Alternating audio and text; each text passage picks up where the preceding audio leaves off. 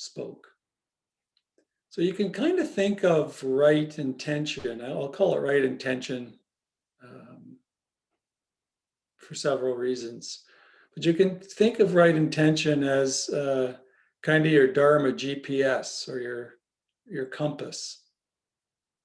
So if right view is your map, right, that sets the direction, then right intention is the moment-to-moment navigation. So if we've been using that mountain metaphor, where the the path, the spiritual growth or your mindfulness path is like climbing a mountain. And right understanding is gives you that direction to go to the summit. And right intention is that each step that you take as you progress, it keeps you, gives you that kind of navigation or compass. So that's what we'll be exploring today.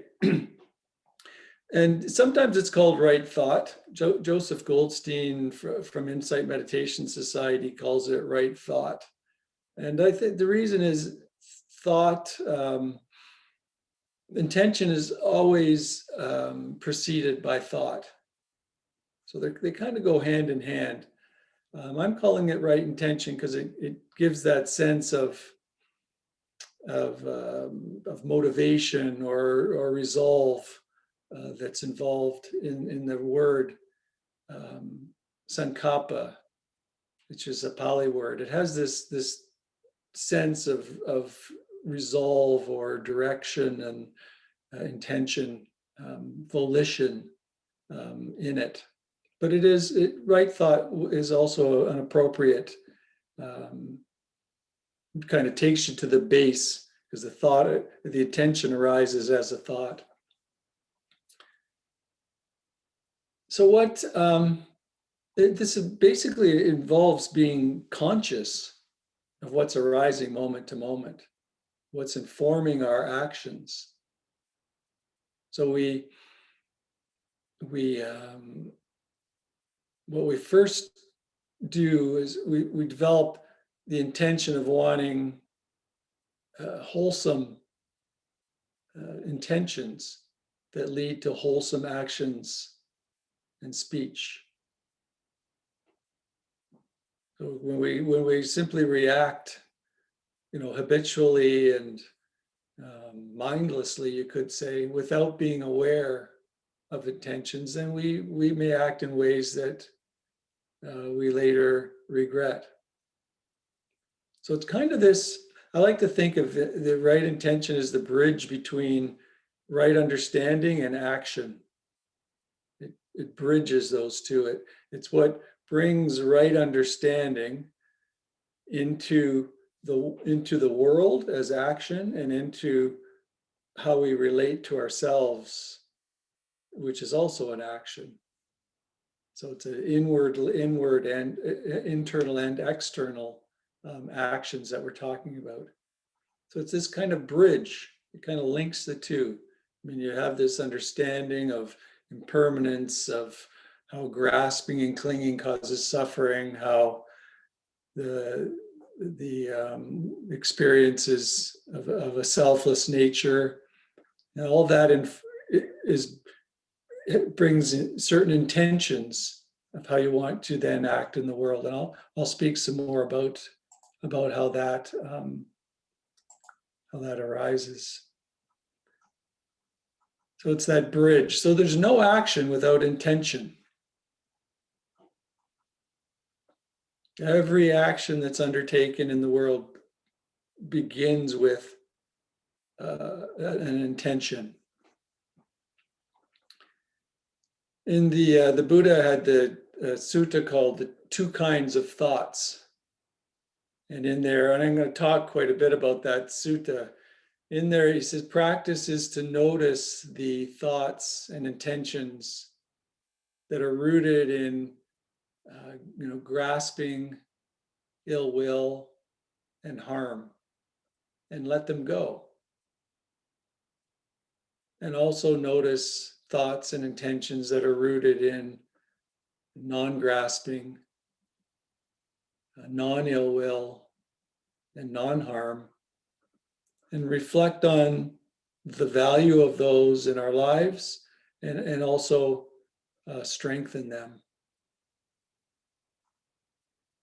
So you can strengthen your intentions by that kind of practice of being consciously aware of them and reflecting on how the beneficial, the wholesome ones have value and in how you live your life, and also reflect on how the unwholesome ones cause suffering to yourself and to others. And you can also cultivate or incline the mind towards the wholesome.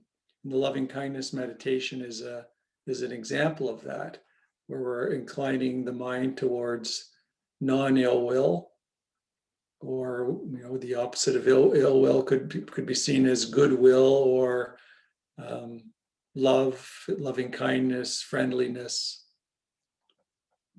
The word loving kindness is simply a translation of the Pali word, which was the language of the Buddha, metta. So I'm going to give you another, as you know by now, I like metaphors. So I'm going to give you another one for intentions. And this is maybe a little different than the usual metaphors we've been playing with. It's a board of directors.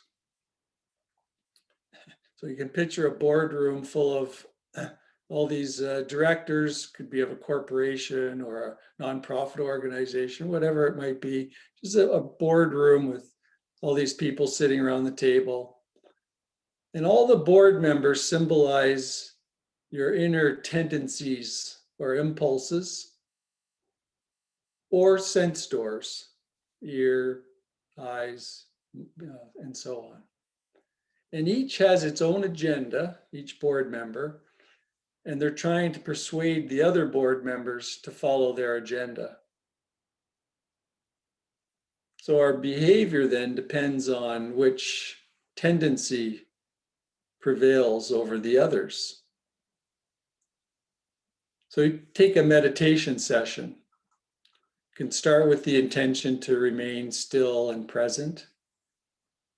And after some time, Mr. Doubt starts to question, why are we doing this?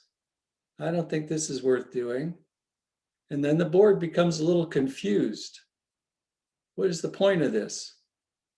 Then moments later, the back informs the board that it feels pain and would like to move.